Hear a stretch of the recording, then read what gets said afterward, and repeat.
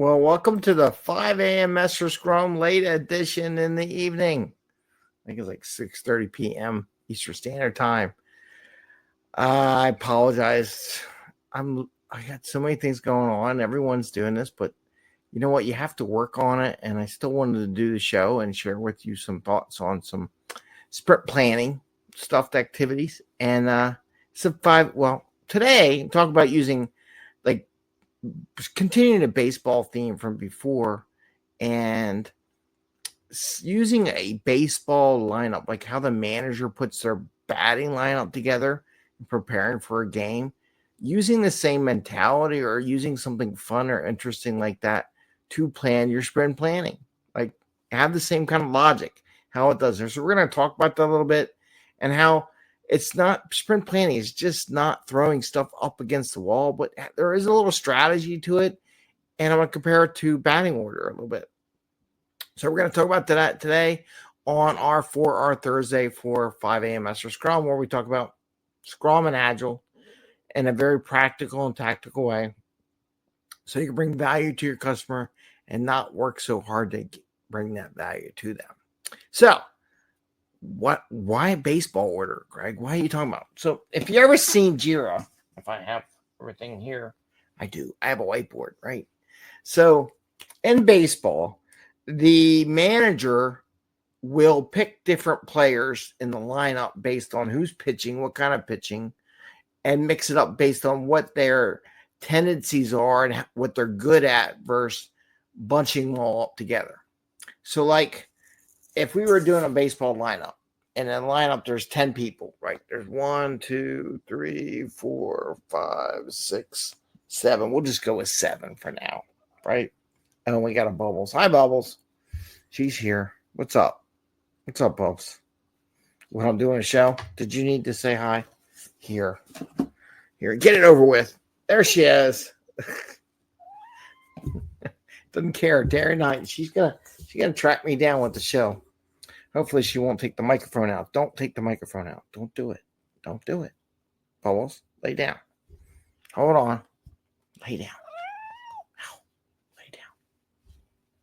There you go. She's crazy. Okay. So in baseball, you have power hitters, you have fast runners, you have different things. So you have like power hitters. I don't know if you can see that. There we go. I'll move over a little bit here. There we go. You got power hitters. Power. You have singles and doubles, like just hitters, right? You have base runners, like they can steal fast stealers. Probably spelled it wrong. So they got, this looks more like steal. I don't know. Fast stealers, right? So you got people that can run the bases fast.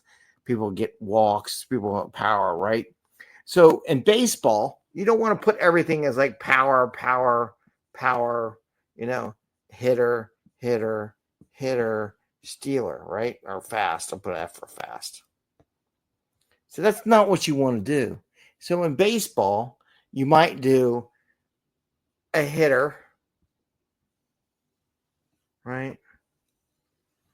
So you do a hitter.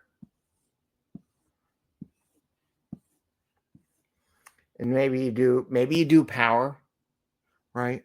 Maybe then you do a power, and then maybe you do like a stealer, like fast, maybe, right? And then they always put the power hitter is always the fourth one up because that's the person that can clear the bases all the time. And maybe you do a hitter, a stealer, and a hitter, right? I'm just giving a couple idea. Or I keep saying steal, but I want to put fast. Right? Fast. Power. Right? So you start off with like a power hitter. You start off with a hitter because the idea is they get on base, right? And in baseball, if the hitter gets on base, who normally gets on base, the power person comes up and can get 2 runs or hit it hard, and the hitter can get all the way around the home plate and score a run. Same kind of logic goes with planning a sprint. you don't necessarily want to have all your big items, right? So let's just say, because I'm running on out of room here, but like you have big ticket items or things that will take whole time. So one of the things you consider when you do sprint planning with the requirements. So this is baseball, right? Baseball, right? And then requirements that you want to get done in a sprint, right? Some are large and complex,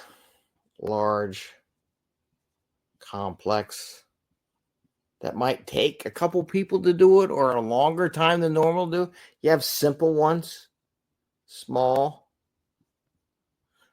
items, small issues, maybe just editorial, just things you want to fix or little small improvements, right? And then maybe you have bugs or the production bugs. Okay. Maybe you have some quick hitters. Maybe you have some fast ones, like fast things you could do.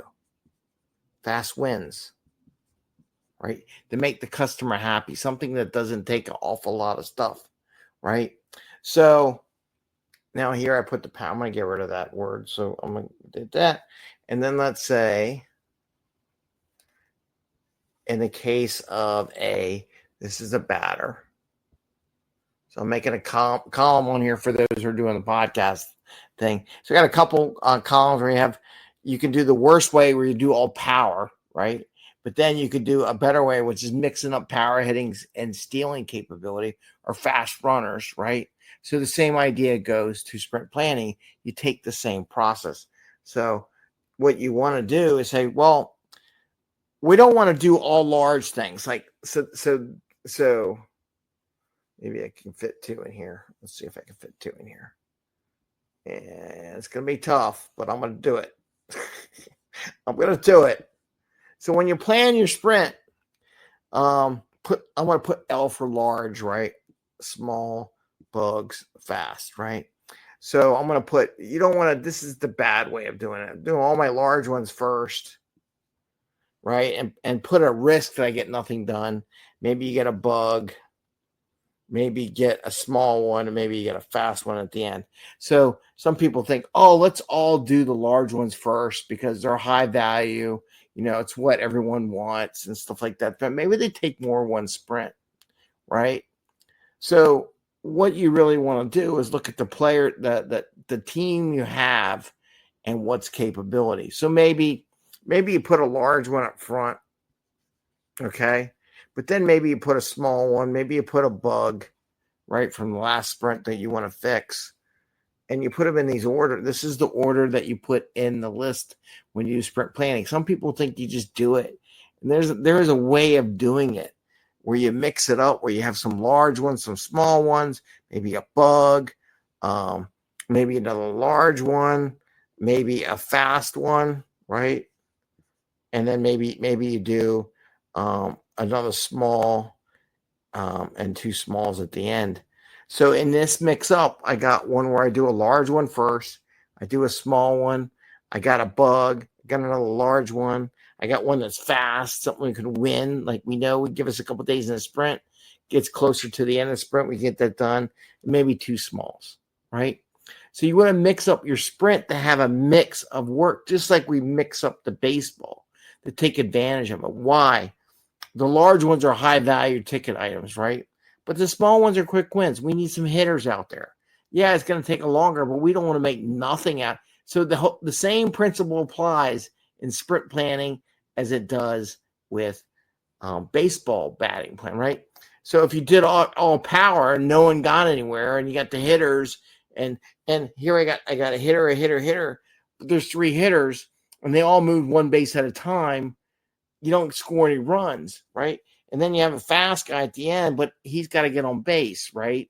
So you want to mix it around so the fast guy is on base already, and the hitter comes on and knocks them all the way around because they're so fast they can outrun people throwing the ball. Same process goes for sprint planning, where you don't want to do all your large items top priority so that everyone and people on your team are stuck with large issues. You want to mix it up Because if you did all large and then that, and you may not get nothing in the sprint. So you work through the whole sprint and there's no value produced in the sprint, right? So take the idea of how a batting order goes and mix it up.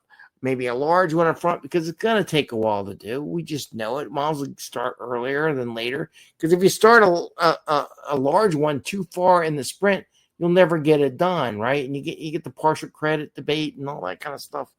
So you put a large one, a small one that you know you can win. So you got something to demo at the end of the sprint. You don't come away at the end of the sprint with no demo, no review, nothing to look at.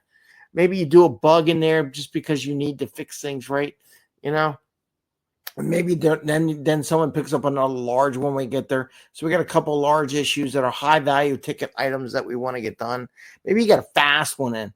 Something that, yeah, we got a couple people, but maybe someone's moving off one of these other things. We can get another fast win, something we can do real quick just to make the customer and the business happy because you know how they always want it. And then maybe you get a couple small ones towards the end. Don't put a large one. So the idea is that you get this whole thing because unlike batting order, this is where it's really different from a batting order. Now, if I had a fast person here and they started the batting order with no outs, but then I have a power person that comes up or a hitter, they can hit that fast person around because they keep going around the batting order, right? However, in a sprint, we don't. This would be the last item at the very bottom that you would end up with. There is no going back to another large item, right? You want to just finish out the sprint with work that's completed in the sprint. So it's a little bit different towards the end of a sprint versus the end of a batting order, but basically the same idea is the same. And you know, you can use this as a metaphor for talking to your team about how to plan a sprint when they're all there. How do you mix it up? So you can, it's baseball season. Everyone's thinking about, so maybe you pick, like if you had the Phillies or your local team and you looked and everyone says, okay, little drill before we do sprint planning. How does this look? What would you call that? Okay. Now get the idea. So if I did the Phillies and I had Turner who keeps getting hurt, but maybe my power person is Harper, right? Or maybe it's Schwarber, right? And maybe there's another fast person like a Stout, if you know these baseball terms, who they are. You mix it up. So maybe you look at the lineup for the team in the last game, and you go, everybody, okay, would you say they're faster, bigger hitters? How are they mixing it? What is the coach trying to do, right? Try to generate runs, right? And then say, okay, with that thought process, here's all the things we have on our list for the sprint to do. Do we want to rearrange these any so we can make sure we generate some runs before the end of the sprint? Same. It gets them thinking that way. The idea is that it gets them thinking of a different way of doing it. So I wanted to share that with you on this 4R Thursday where we talk about roles, requirements, reviews, and retros. When we talk about requirements, it kind of includes sprint planning because that's where we do our requirements work. And I wanted to share that as a different way to spur the idea rather than just throwing stuff up on the list. You arbitrary pick. Maybe there should be some reasoning and logic between the order and the priority of the work that's in the sprint. And that's just a good example. I hope you enjoyed that one. I hope it's helpful. Hope it makes you think about it a little bit more than just throwing it out there and just arbitrarily showing up. And I want to wish you best. I want to wish you happy scrumming. We are doing our 67-day challenge. Hope you follow that. If you're listening to this show, that you go over there as well. And I got a couple opportunities to speak in the next. We did the Princeton Agility Forum, our meetup, and their post is on YouTube. So if you want to watch what I presented for Scrum, the mastermind of Agile, it's there. Right. You can check it out. It was a quick little 10-minute. I think I've talked for about 11 minutes per se on that subject. I had some questions after that. So with that, I want to wish you all the best. I want to wish you a happy scrumming. Don't forget to sign up for our mailing list. And you get a free copy of the book, which is here somewhere. I don't know where it is, but I usually had a copy. Been using a couple copies lately. I'm actually doing a book signing next week in Scranton. So we'll see how it goes. Or actually, it's a TV show I'm doing in Scranton. And I'll share more with it as I solidify exactly what it is and what's going on. So if you live in Scranton, PA, I'm going to be on your local TV. So With that, I'm going to wish you all the best. Happy Scrumming. Take care and see you soon. Bye, everyone. See ya.